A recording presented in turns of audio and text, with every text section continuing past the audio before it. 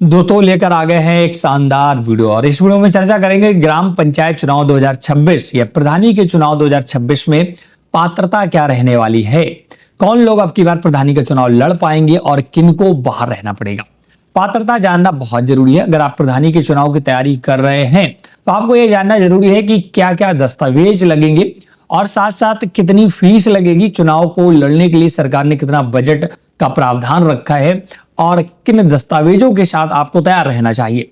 इस वीडियो में पूरा डिटेल के साथ कवर करेंगे, तो वीडियो को पूरा देखना है। इससे आपको त्रिस्तरीय पंचायत 2026 की एलिजिबिलिटी के बारे में प्रॉपर तरीके से पता चल जाए। तो इसके लिए डिटेल मैंने एक पीडीएफ टाइप का बनाकर रखा है, इसमें सारी डिटेल आपको कंफर्म करा रखी है। तो चलिए देखते हैं। तो यहाँ पर दोस्तों बहुत ही प्रॉपर तरीके से मैंने चीजें बताई हैं। सबसे पहले न्यूनतम आयु की बात करते हैं, उम्र की बात करते हैं कि कौन लोग, कितनी उम्र होनी चाहिए प्रधानी के चुनाव लड़ने के लिए। तो उम्मीदवार की आयु कम से कम 21 वर्ष होनी चाहिए। मतलब कि अगर आपने 21 वर्ष क्रॉस कर लिया है तो प्रधानी का चुनाव लड़ पाएंगे। इसका सेकेंड आपकी रूल्स है, दूसरा रूल है मतदाता सूची में नाम। उम्मीदवार का नाम उसी ग्राम पंचायत की मतदाता सूची में दर्ज होना अनिवार्य है जहां से वह चुनाव लड़ना चाहता है। मतलब कि अगर आपका मतदाता सूची या वोटर लिस्ट में नाम नहीं है उसी ग्राम पंचायत से तो आप प्रधानी का चुनाव नहीं लड़ पाएंगे। इसका विशेष ध्यान रखिएगा। तो आपका वोटर लिस्ट जो अभी नई जारी की जाएगी उसमें नाम होना अनिवार्य है। निवास स्थान की बात करें तो उम्मीदवार को संबंधित ग्राम पंचायत का मूल निवास प्रमाण पत्र भी होना चाहिए।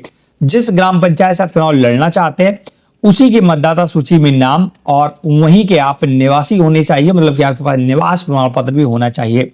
शैक्षिक योग्यता की बात करें, फिलहाल उत्तर प्रदेश में ग्राम प्रधान के लिए किसी भी न्यूनतम शैक्षिक योग्यता जैसे 8वीं और 10वीं की अनिवार्यता नहीं है। मतलब कि यहाँ पर कोई भी शैक्षिक योग्यता हो या ना हो आप चुनाव लड़ सकते हैं। उत्तर प्रदेश में ऐसा कुछ रूल नहीं है।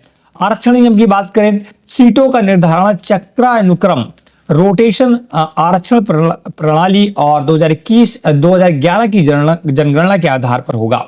महिलाओं के लिए सभी वर्गों में 33% आरक्षण की व्यवस्था लागू रहेगी।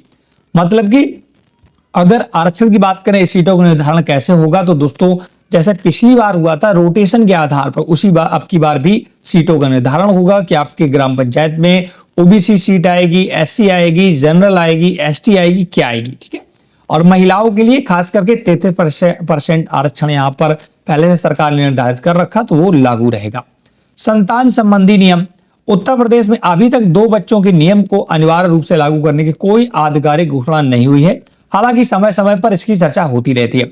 आपको पता है कि समय समय पर लोग बोलते रहते हैं कि उत्तर प्रदेश में वही चुनाव लड़ पाएगा जिसके केवल 2 बच्चे, बट ऐसा कुछ भी नहीं है। ऐसी कोई आधिकारिक या सरकारी घोषणा नहीं है। अन्य नियम महत्वपूर्ण भी आप समझ लें कि अब की बार दोस्तों पंचायत चुनाव में आप 1.25 लाख रुपए ही खर्च कर पाएंगे। ग्राम प्रधानी का चुनाव लड़ रहे हैं तो 1.25 लाख रुपए खर्च कर पाएंगे। इससे अधिक नहीं खर्च करना है क्योंकि यहाँ पर सरकार को दिखाना भी होता है। पहले ये रकम 75,000 थी बट अब इसे बढ़ा करके 1.25 लाख रुपए कर दिया गया है। नामांकन शुल्क की बात करें तो सामान्य श्रेणी के उम्मीदवारों के लिए नामांकन शुल्क 600 रुपए और जमानती राशि 3,000 तय की गई है। वहीं एससी, एसटी, ओबीसी और महिला उम्मीदवारों के लिए यह राशि आधी कर दी गई है। आधी होगी, कुल मिला के 300 इधर और 1,500 रुपए इधर। तो ये कुछ मुख्य पॉइंट थे, ये कुछ मुख्य एलिजिबिलिटी थी, मुख्य पात्रता थी ग्राम प्रधान चुनाव लड़ने के लिए।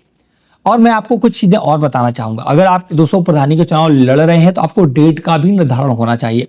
हालांकि मैं इस पर कुछ वीडियो पहले क्रिएट किया था। जो फाइनल वोटर लिस्ट आ रही है आपकी 15 अप्रैल को आ रही है और इसके बाद ही चुनाव होने हैं।